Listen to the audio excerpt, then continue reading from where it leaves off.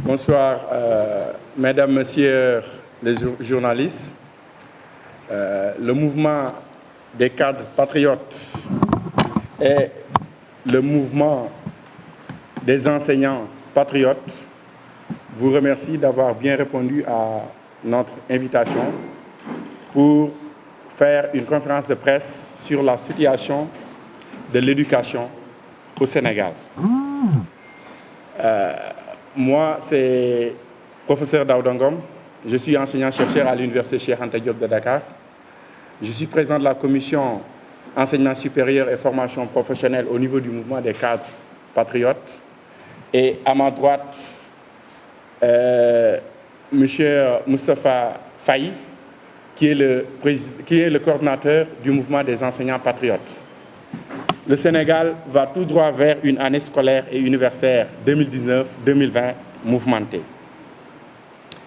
À l'instar des années scolaires passées, celle de 2019-2020 débute avec son lot de difficultés, d'incertitudes, qui mettent tous les acteurs de notre système éducatif dans le désarroi le plus total.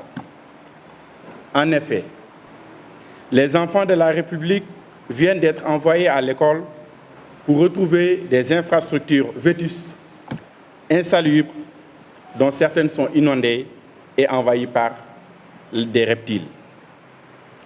À tous ces mots et à tant d'autres, il convient d'ajouter le déficit en personnel enseignant clé en main. Hélas, c'est devenu une lapalissade que de dire que nos écoles sont sérieusement handicapées par un réel déficit en personnel enseignant et de surcroît dans les disciplines fondamentales. Les maîtres pour l'élémentaire, les mathématiques, la philosophie. Ces enseignants qui ne cessent de réclamer de meilleures conditions de travail subissent sans cesse de multiples agressions d'un gouvernement dépourvu de tout sens des priorités. Les revendications de ces braves soldats de l'éducation sont légitimes, justes, réalistes et tournent essentiellement autour de la formation, la titularisation, l'avancement, le paiement des sommes dues, l'équité dans le système de rémunération des agents de l'État. Quoi de plus normal que des innovations pédagogiques favorisant tout de même l'épanouissement des apprenants?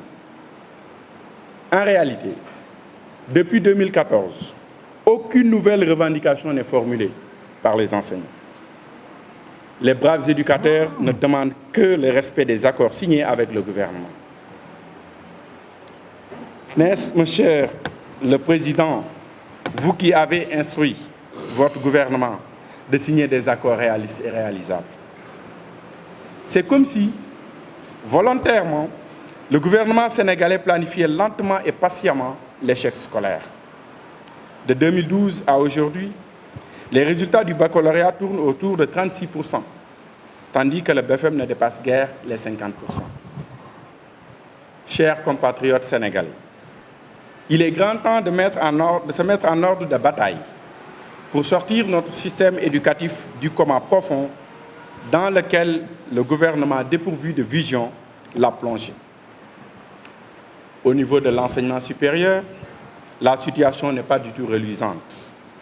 Les étudiants, le personnel d'enseignement et de recherche, le personnel administratif, technique et de services pataugent dans des difficultés indescriptibles. Notre enseignement supérieur est le véritable reflet de l'enseignement élémentaire et du moyen secondaire. Cette nouvelle année académique 2019-2020 s'annonce déjà houleuse dans les universités publiques et privées à cause d'une gestion calamiteuse des orientations des nouveaux bacheliers marquée par des atermoiements sans commune mesure d'un ministre novice, inculte et surtout incompétent. En effet, le 19 août 2019, le ministère de l'Enseignement supérieur de la recherche et de l'innovation avait diffusé un communiqué invitant les bacheliers de l'année 2019 à s'inscrire sur la plateforme Campusen en portant leur choix aussi bien sur les établissements publics que sur les établissements privés. Mais à la surprise générale, le ministre Cheikh Omar Anne a organisé une conférence de presse le 5 septembre 2019 pour annoncer la décision du gouvernement d'orienter l'ensemble des bacheliers de cette année dans les établissements d'enseignement supérieur public. Cette décision, prématurée, immature et irréfléchie, montre à suffisance les carences managériales de ce ministre qui a toujours fait preuve d'incompétence partout où il était passé, notamment à l'ASIT. L'ASIT, c'est l'Agence sénégalaise pour l'innovation technologique qu'il a eu à diriger depuis 2001, en 2001, et au Centre des œuvres universitaires de Dakar également. Pour justifier son option, le ministre a évoqué la piètre qualité de l'enseignement dispensé par les établissements privés. Un tel argument n'est qu'un alibi décalé des règles élémentaires de la planification. Même si la réduction des dépenses liées aux frais de scolarité des étudiants orientés dans le privé peut paraître pertinente, une telle mesure devrait être planifiée de façon concertée et sur une durée de 3 à 5 ans, de manière à mettre en place les conditions nécessaires à un accroissement conséquent de la capacité d'accueil des universités publiques.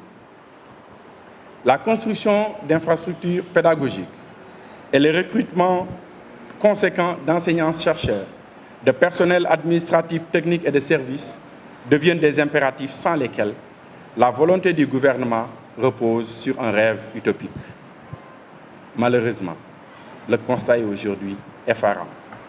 Les universités publiques sont submergées par des effectifs pléthoriques et un manque criard d'infrastructures pédagogiques et sociales. Des chantiers qui ont été lancés en grande pompe depuis 6 ans sont aujourd'hui à l'arrêt. À l'université Cheikh Anta Diop de Dakar, à l'université Gaston Berger de Saint-Louis, à l'université Assane Seck de Ziguinchor, à l'université de Thiès et à l'université Alioune Diop de Bambey. Cette situation inhérente à une mauvaise planification et à une mauvaise gestion des projets de construction n'a pas empêché la tutelle de promettre l'orientation de 24 000 étudiants à l'UCAD contre 17 000 en 2018.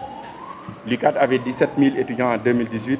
Cette année, le ministre va orienter 24 000 étudiants à l'UCAD. 3 000 à l'UAEZ contre 1 000 en 2018.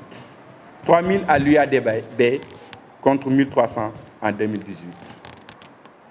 La même tendance est observée dans toutes les autres universités publiques et à l'Université virtuelle du Sénégal, l'UVS, qui est considérée aujourd'hui comme un dépotoir par l'actuel ministre.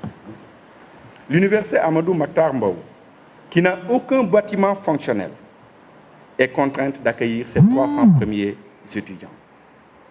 Le manque de vision prospective, consécutive à la gestion des affaires de la cité, hypothèque l'année universitaire 2019-2020 et pose les jalons de mouvements contestataires inévitables dans les établissements publics et privés.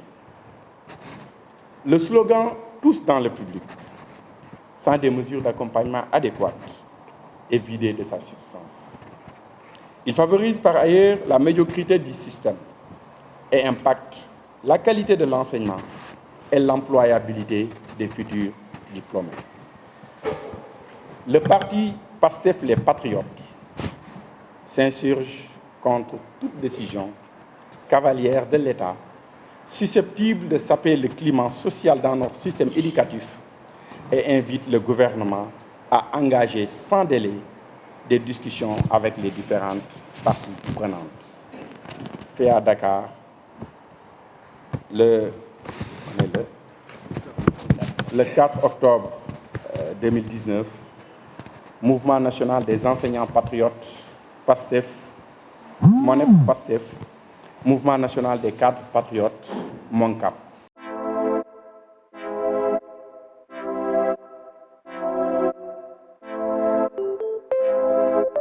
One.